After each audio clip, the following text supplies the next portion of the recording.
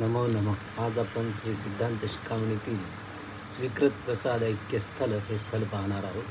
मुख्यार्थी लक्षणार्थश्च यत्र नास्ति चिदात्मनि विशृंखलतया तस्य प्रसाद स्वीकृतो भवे.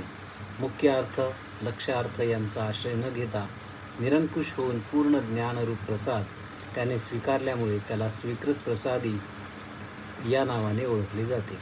मातृमेय प्रमाणादि व्यवहारे विहारिणीं संवित साक्षात्कृतीं लब्ध्वा योगी स्वात्मनी तिष्ठती.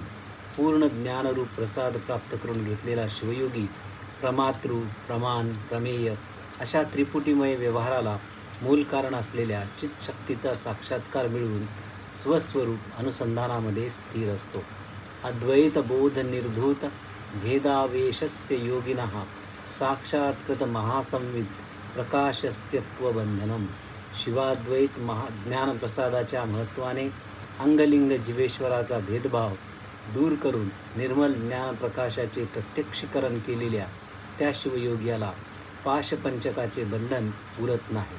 चिदात्मने शिवे न्यस्तं जगतेतच्चराचरं न्यायते तन्मयं सर्वं अग्नौ काष्ठादिकं यथा. अग्नीत टाकलेले लाकूड इत्यादी पदार्थ जसे स्वतःचे स्वरूप सोडून अग्निरूप होऊन जातात, तसेच चिदग्निरूप परशिवात असलेला हा चराचर प्रपंच चिन्मय रूपाने दिसत असतो.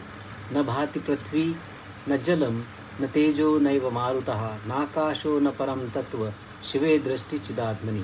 चिद्रूप अशा परमात्म्याचा साक्षात्कार झाल्यावर त्याचे कार्यरूप पृथ्वी, जल, तेज, वायू, आकाश ही पंचमहाभूते आणि सर्व भौतिक पदार्थ तन्मय रूपानेच दिसत असतात.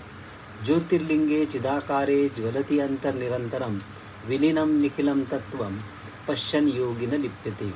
आपल्या हृदयाच्या अष्टदल कमलामध्ये नेहमी प्रकाशणाऱ्या चिद्रूप महालिंगात शिवादी भूम्यंत 36 तत्वांचे लयचिंतन करणारा शिवयोगी या भुवनातील भोगसाधने अशा 36 तत्वांनी लिप्त होत नाही. अंतर्मुखेन मनसा स्वात्मज्योतिषी चिन्मये सर्वान् अपि अर्थविषयान् जुहवन योगी प्रमोदते. चिन्मय अशा स्वरूपरूपी अग्नीच्या प्रकाशात अंतर्मुख मनाने सर्व पदार्थांचा होम करून तादात्म्य रूपाने चिंतन करून शिवयोगी आनंदाचा उपभोग घेत असतो. सच्चिदानंद जलदौ शिवे स्वात्मनि निर्मलः समर्प्य सकलान् भुंक्ते विषयान् तत्प्रसादतः. निर्मल असा शिवयोगी सच्चिदानंद सागर स्वात्मस्वरूप अशा परशिवामध्ये शिवाचा प्रसाद म्हणून त्या सर्वांचा उपभोग घेतो.